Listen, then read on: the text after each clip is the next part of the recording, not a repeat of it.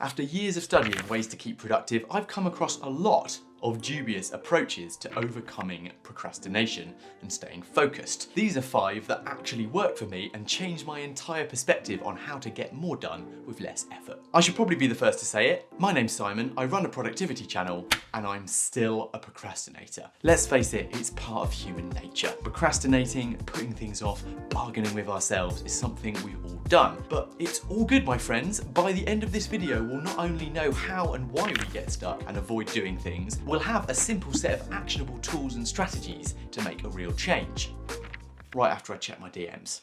Thank you to Shortform, my go-to book summary app, for sponsoring a portion of this video, but more on them a little later on. So, my 5 fundamentals for truly turning yourself into a motivated action taker. Number 1, setting next actions and implementation intentions. 2, recognize your resistance using the RAIN method. 3, build the 2-minute habit, becoming consistent as you go. 4, use the 2-minute rule, another one. And 5, focus your systems. Here's how to do it. So number 1 is to learn to focus on next actions. I spent a lot of time at university waiting for motivation to arrive, watching daytime TV, and putting off getting started on that essay. And well, it never properly turned up, that motivation. Well, research has shown that we feel motivated once we start to feel the positive gratification and payoff of achieving something on a project, once we've already started it. So the first tool to overcome procrastination is to learn how to get started with as little friction as possible. It's called an implementation intention. We start by concretely setting your desired goal alongside a time and a behavior or next action to link it to. For example, when I put the kettle on, I will lay out the yoga mat and step onto it. When?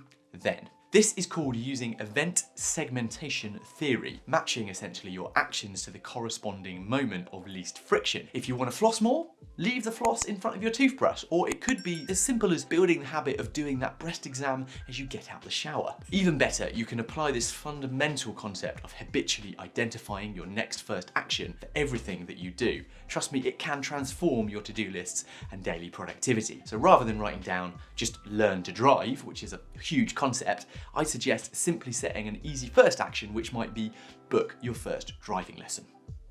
But okay, my friends, I hear you thinking, that's all very well and good, but I still keep putting off the first action. Time for tool number 2. Okay, as shared on my recent Productivity 101 video, leading behavioural psychologist Dr. Tim Pytchyl describes procrastination as procrastination is an emotion-focused coping strategy. I talked about that on Ali Abdaal's Deep Dive podcast. I'll link it below. If we put off writing the book because we are scared to know it will be successful, we feel better in the short term. So rewiring our understanding of this resistance, as Stephen Pressfield calls it in The War of Art, we can reveal some simple truths that we all need to hear in order to overcome that resistance and finally leave overwhelm and procrastination behind us. The first perspective to help with this rewiring, the idea that motivation should follow action, not the other way around. And so understanding and accepting our emotional responses to the challenge we face is key to then matching our will and skill in the right direction to find a nice flow state, and happily get on with things. At different stages of a task, we all experience forms of task aversiveness, be it boredom, frustration,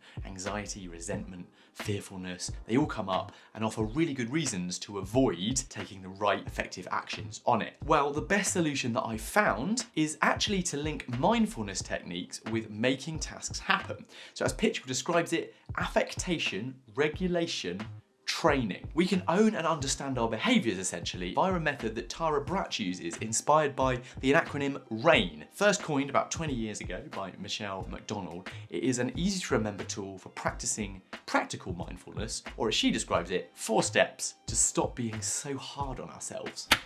Yeah, I'm talking to you. She suggests that we should, 1, recognise what is going on. 2, allow the experience to be there just as it is. Investigate that with kindness. And then a natural awareness, which comes from not identifying with it. So simply put, I can have these feelings, but not be these feelings. So simply by recognising and accepting a feeling, we can then train ourselves to recognise it's a feeling in itself, not who we are, shift gears, and then get on with the next action or set an implementation intention to get started. So RAIN is the practice for life, meeting our doubts and fears with a healing presence. So check out Tara's website in the description for more, an audio guide how to use it, and her book that I also reference in a little bit. Now, before we jump into 2 different but powerful 2-minute rules that you need to try, I want to tell you about where some of these ideas came from in the first place. Now, if you're like me, you don't always have the time or motivation to read the endless options of books that might actually unlock the next level of your work, business or personal growth. And that's why for me, short form has become my favorite tool for finding these ideas and knowledge in the first place. Short form, in my opinion, is the world's best non-fiction book summary tool. I use it for this video to reinvestigate the key concepts we'll talk about in a moment, things like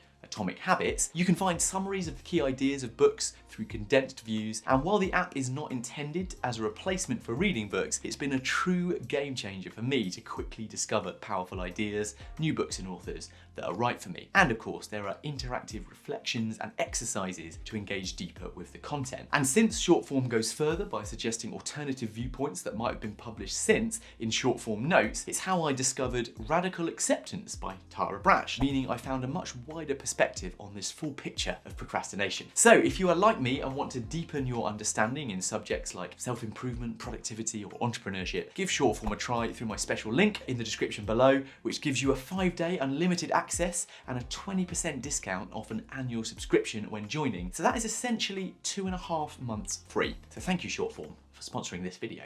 Our first 2-minute rule is from James Clear in Atomic Habits. When I wanted to build the habit of publishing a video on this channel every week, I tried this trick and it really worked. He basically says, when you are trying to do something you don't want to do, simplify the task down to 2 minutes or less. So doing your whole research assignment becomes reading 1 paragraph, or writing your next essay or video becomes just writing an introduction. For me, this is about building manageable habits and getting things done iteratively. Clear also adds, if you're skeptical, limit yourself to only 2 minutes. Some of you might be thinking that this sounds like you wouldn't actually achieve much in 2 minutes, but just by committing to that at a specified time, such as like before dinner, you are in fact doing something far more powerful. You're training yourself to build a consistent habit of turning up every day and starting work.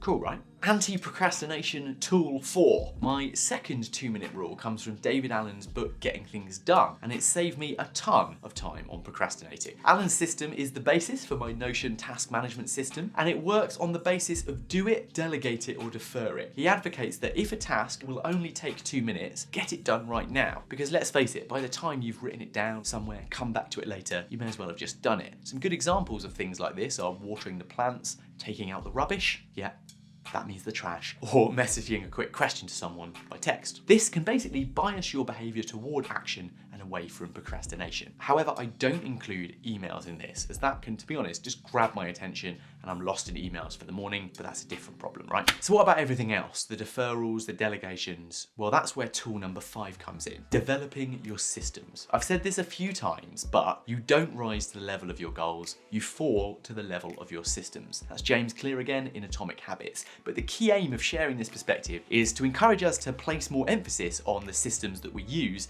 rather than the goals we set. You could even call this the journey over destination, a mantra we'll often hear Ali reciting on his channel. And it stands up, right? If your goal is your desired outcome, to pass a test in your studies, the system is how you get there. Everything from your method for studying to lifestyle that you lead to the quality of your sleep. As Clear says, every ambitious student have the same goal of getting an A, but not every student gets the A because not every student has the same study systems. So whatever you're wanting to get done, I found a system that organizes your tasks and removes the overwhelm of remembering everything that is essential, as well as removing the friction of getting started. I use my Notion Life OS template to do just this. It's the ultimate second brain to help you prioritize and remember everything you need to do, delegate and defer each day. So check them out via my website, and I recommend watching this video next for how and why using a second brain can be so powerful, or this one for essential tips for staying productive when working from home. It would be amazing if you left a comment. Awesome if you subscribed if you haven't yet, and I'll see you on the next one. Bye.